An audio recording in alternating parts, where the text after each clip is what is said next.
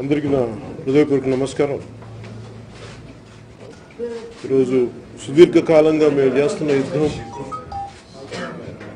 సమాజంలో ఒక మార్పు కోసం పెట్టిన పార్టీ ఇది.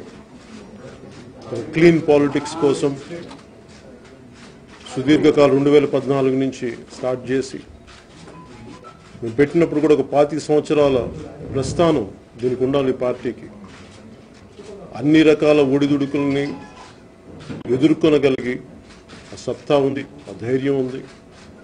వీటన్నిటి దృష్టిలో పెట్టుకొని అన్నిటికీ సిద్ధపడే పార్టీ పెట్టాను నేను. ఈ రోజున ప్రజా పోరాట ద్వారా ప్రజల్లోకి మరింత బలంగా ముందుకెళ్ళాం. ఈ రోజున జనసేన పార్టీకి ఓటు వేసిన ప్రతి ఓటర్కి, ప్రతి ఒక్కరికి మనస్ఫూర్తిగా వారికి నా ధన్యవాదాలు తెలుపుకుంటున్నాను. అలాగే పార్టీ కోసం పనిచేసిన ప్రతి జన సైనికులకి, అలాగే విదేశాల నుంచి, పక్క రాష్ట్రాల నుంచి అందరి చేత ఓట్లు వేయించడానికి వచ్చి ఓట్లు వేసిన ప్రతి ఒక్కరికి, ప్రతి ఒక్క జన సైనికులందరికీ, ప్రతి ఓటర్కి, జనసేనకి వేసిన ప్రతి ఓటర్కి మనస్ఫూర్తిగా హృదయపూర్వక ధన్యవాదాలు తెలుపుకుంటున్నాను. అలాగే బలమైన మెజారిటీతో వచ్చిన వైసీపీకి, ముఖ్యమంత్రిగా ప్రమాణ స్వీకారం చేయబోతున్న జగన్మోహన్ రెడ్డి గారికి మనస్ఫూర్తిగా నా హార్దిక శుభాకాంక్షలు తెలియజేస్తున్నాను. అలాగే ప్రధానమంత్రి ఇంకోసారి ప్రమాణ స్వీకారం చేయబోతున్న మోడీజీ గారికి కూడా నా శుభాకాంక్షలు తెలియజేస్తున్నాను. ఈ సందర్భంలో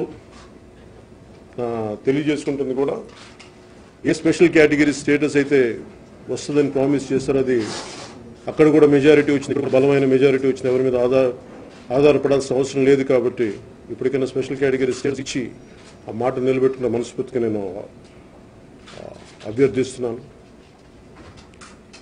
అలాగే జనసేన స్టార్ట్ చేసిన ఒక న్యూ ఏజ్ పాలిటిక్స్, ఎక్కడ కానీ ఒక కనీసం సహాయ ప్యాకెట్లు కానీ డబ్బులు ప్రభావితం లేకుండా చాలా క్లీన్ చేసిన పాలిటిక్స్.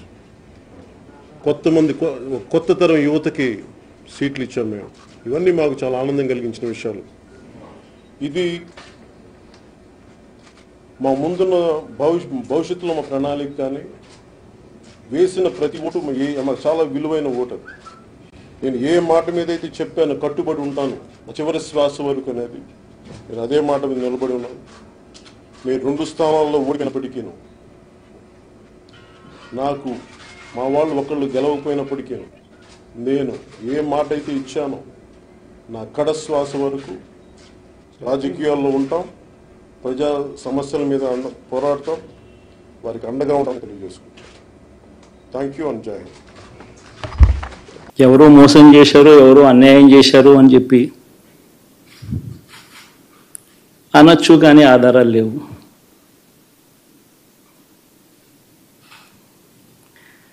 ఏం జరిగిందో దేవుడికి తెలుసు. పెద్ద నేనైతే చేయగలిగింది ఏమీ లేదు. ప్రజల తీర్పు తీసుకుంటాం, కానీ మంచి చేయడానికి మాత్రం ప్రజలకు తోడుగా ఖచ్చితంగా ఉంటాం. వాయిస్ ఆఫ్ ది వాయిస్లెస్ కింద ఈ పార్టీ తాను చేయాల్సిన పని తప్పకుండా చేస్తుంది. పేదవాడికి అండగా ఉండే కార్యక్రమంలో ఎప్పుడూ కూడా పేదవాడికి తోడుగా ఉంటూ గలం విప్పుతుంది, పేదవాడికి అండగా నిలుస్తుంది.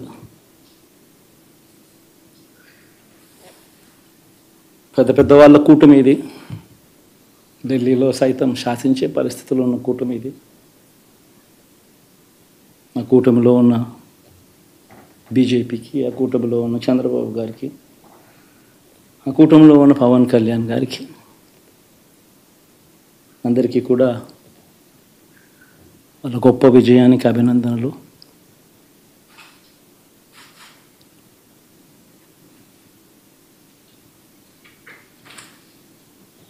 ఓడిపోయినా కూడా నా ప్రతి కష్టంలో కూడా తోడుగా అండగా నిలబడిన నా ప్రతి నాయకుడికి, ప్రతి కార్యకర్తకు, ప్రతి వాలంటీర్కు ప్రతి ఇంట్లో నుంచి వచ్చిన ప్రతి స్టార్ క్యాంపెయినర్గా నాకు తోడుగా నిలబడిన నా అక్క చెల్లెమ్మలకు, అన్నదమ్ములకు, మీ అందరికీ మనస్ఫూర్తిగా మీ అందరికీ కూడా కృతజ్ఞతలు తెలియజేస్తా ఉన్నాను. ఏం జరిగిందో తెలియదు కానీ ఏమి చేసినా ఎంత చేసినా ఇంకా 40% ఓటు బ్యాంకు మాత్రం తగ్గించలేకపోయారు. ఖచ్చితంగా మళ్ళీ ఇక్కడి నుంచి లేస్తాం.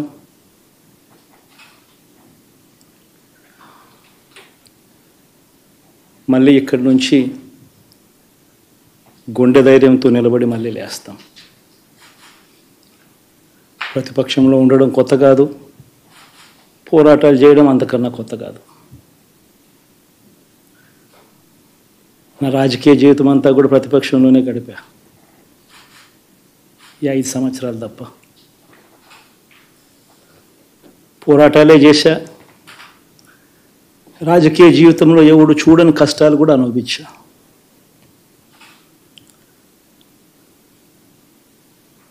ఇప్పుడు అంతకన్నా కష్టాలు ఏదైనా పెట్టినా కూడా సిద్ధంగా ఉన్నాం, సిద్ధంగా ఎదుర్కొంటాం. పేదవాడికి తోడుగా ఉంటూ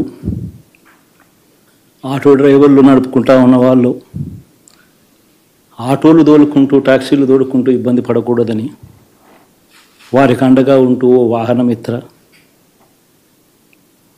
నేతన్నలకు అండగా ఉంటూ ఓ నేతన్న నేస్తాం, మత్స్యకారులకు తోడుగా ఉంటూ మత్స్యకార భరోసా, ఫుట్పాత్ మీద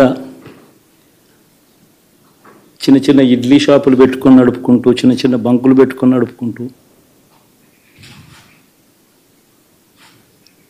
చిన్న చిన్న వ్యాపారాలు చేసుకుంటా ఉన్న వీళ్లకు, నా అక్క చెల్లెమ్మలకు, నా అన్నదమ్మలకు మంచి జరగాలని ఆరాటపడుతూ వాళ్ళకు ఒక తోడు, నా రజకులకు, నా నాయి బ్రాహ్మణులకు, నా టైలర్లకు అని అండగా ఉంటూ వారికి ఒక చేదోడు. మరి ఇన్ని లక్షల మందికి ఇంత మంచి చేసి, ఇన్ని కోట్ల మందికి, లక్షలు కూడా కాదు, కోట్ల మందికి మంచి జరిగించి, ఎప్పుడు జరగని విధంగా మేనిఫెస్టో అంటే ఒక చెత్తబుట్టలో పడేసే డాక్యుమెంట్ కాదు. ఒక మేనిఫెస్టో అంటే ఒక బైబిల్ అని, ఒక ఖురాన్ అని, ఒక భగవద్గీత అని మొట్టమొదటి రోజు నుంచి కూడా భావిస్తూ ఏకంగా 99% వాగ్దానాలు అమలు చేసి అంతే చిత్తశుద్ధితో ఆ మేనిఫెస్టోను కూడా అక్క చెల్లెమ్మల ఇంట్లోకి తీసుకొని వెళ్ళి